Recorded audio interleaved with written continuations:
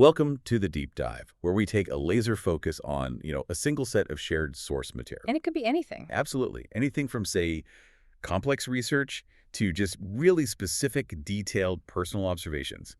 And our mission here is to give you that shortcut to being genuinely well-informed. With all the surprising context you need. Exactly. And today, our source is, it's a really fascinating entry. It's nestled inside a specific section of some online notes from a site called kionmm.org.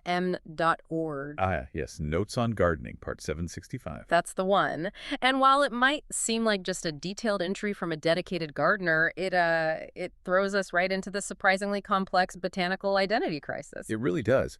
Our subject today is a single herb, Indian Borage, which, botanically speaking, is Coleus amboinicus. Right. And the mission for this deep dive is to really get to the bottom of why this one herb has so much naming confusion. It seems like everyone in the world who grows it has a different name for it.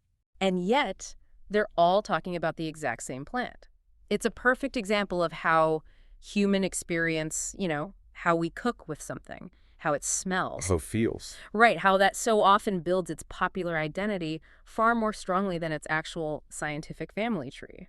And the core surprise we're going to unpack is just how one plant manages to borrow the most defining traits from three completely different, well-loved herbs. Get ready for a plant that, believe it or not, smells like thyme. Tastes like oregano. And feels like borage. Okay, let's just dive right into this identity crisis, starting with the names themselves. The source throws out this really confusing collection of aliases for Coleus amboinicus. Yeah, it's a lot. We've got Mexican mint, Indian borage, and Cuban oregano. These aren't slight regional tweaks. They pull from three entirely different continents. And that's exactly the point, that global reach. What's so interesting is that these names are, well, they're purely descriptive. They come from practical use. The author of the gardening notes really nails the conclusion.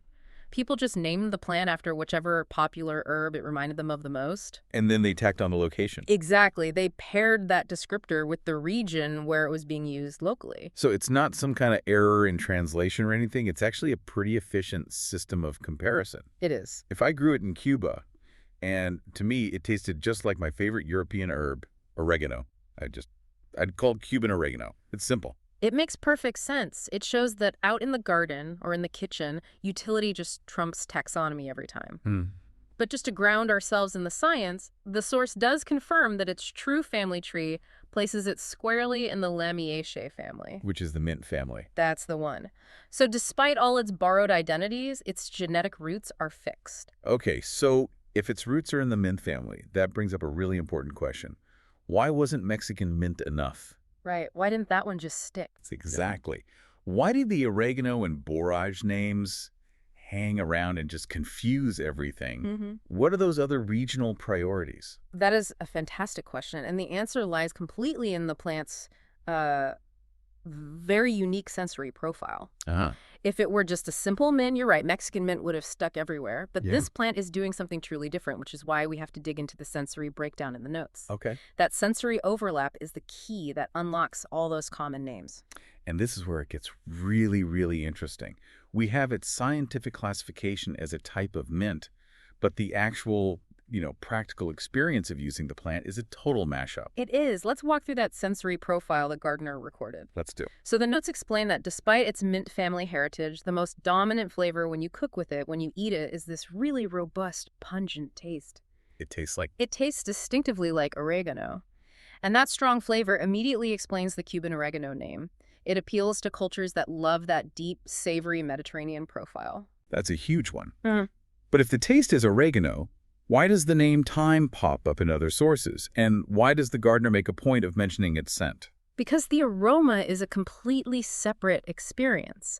The notes show that while the taste is oregano, the distinct volatile oils that, hit your nose make it smell strongly like thyme. Wow, okay. So that aromatic profile makes it useful in totally different ways, maybe in things where the scent is what you're really after. It gives it a whole other set of applications. So you have a plant that plays the part of oregano in flavor and the part of thyme in scent. And we still haven't even touched on Indian borage yet. What sensory trait gives it that third name? That's where the texture comes in. The notes are very specific about this. Okay. The plant has this distinctive, slightly coarse, almost velvety surface and a very thick, fleshy leaf. Ah, which is reminiscent of borage. Exactly. That physical quality is what gave rise to the Indian Borage alias, probably in places where the leaf texture or maybe its use as like a poultice or a wrapper was the main thing. That really is the ultimate aha moment for the learner, isn't it? It has to be. This isn't just a plant that sort of vaguely resembles another herb. It's a living, breathing, botanical composite. It's got the flavor of one, the aroma of a second, and the texture of a third. And that complexity explains why no single name could ever stick globally. Different regions just prioritize different sensory inputs. So if you care about seasoning, you call it oregano.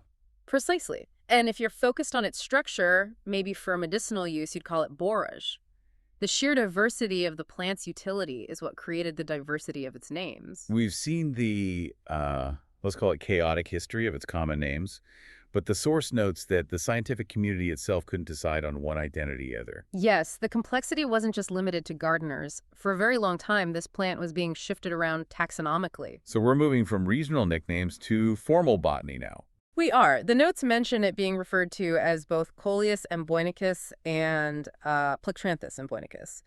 And this isn't just a simple typo. It reflects a real historical disagreement among botanists about where this species actually fit. When we see two different genus names like Coleus and Plectranthus, what was the source of that debate? Why would they struggle to place it if it's so clearly in the mint family? It's a great question. And it really shows you how difficult early botanical classification was since it relied so heavily on just physical appearance. On what you could see with your eyes. Exactly. And historically, the difference between genera like Coleus and Plectranthus often came down to tiny, tiny structural features of the flower. Oh. Things like how the stamens were fused together or subtle differences in the shape of the corolla tube. These things can be minute, sometimes they're variable, and they're just hard to definitively categorize across lots of different specimens. So relying on those little floral structures meant that botanists sometimes reclassified the same plant over and over as new information came in. That's it. It basically created a parallel chaos to the common naming system, just, operating on a microscopic level. So what's the verdict now? Well, luckily, the notes bring us some clarity.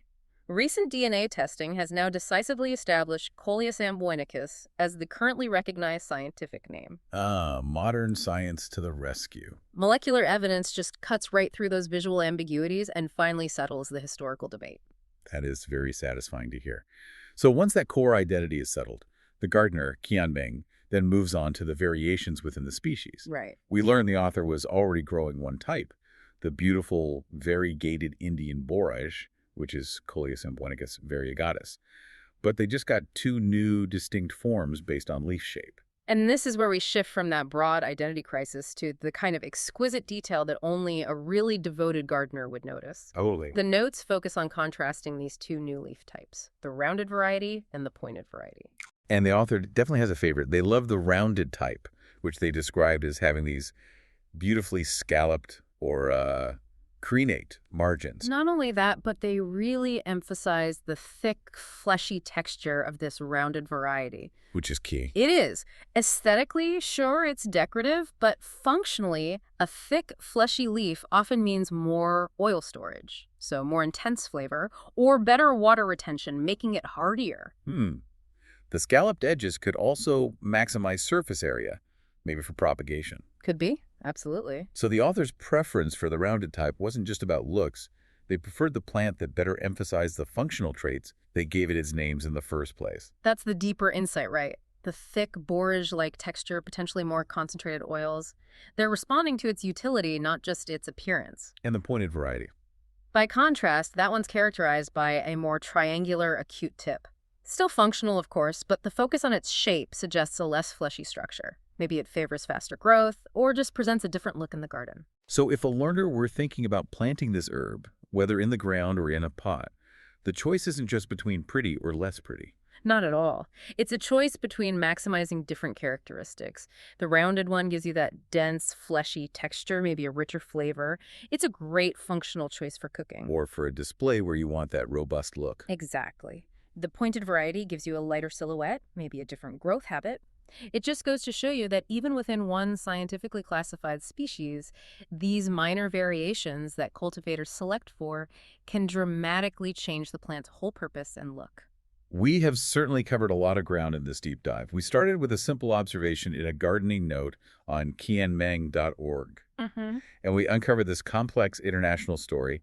It involves scientific debates, regional common sense, and these very specific sensory profiles, all wrapped up in one single plant, Coleus amboinicus. And the essential takeaway for you, the learner, is that the practical utility of an herb, its ability to fill the role of oregano in taste, thyme in scent, and borage in texture. That is what ultimately creates its popular, lasting identity. That functional versatility is what makes it so valuable, and at the same time, so confusing. It's truly amazing how utility can just completely outweigh formal classification. And this brings us to our final provocative thought for you to consider. Okay. Since the source shows us this herb is named after whatever sensory experience it reminded people of most, oregano, thyme, borage, what does that say about the human experience? That our most practical and enduring labels are based on immediate, powerful sensory recall rather than some complex academic classifications. It's a great question. We invite you to consider, if Coleus amboinicus were completely new to you today, fresh on your palate, which existing herb would you name it after?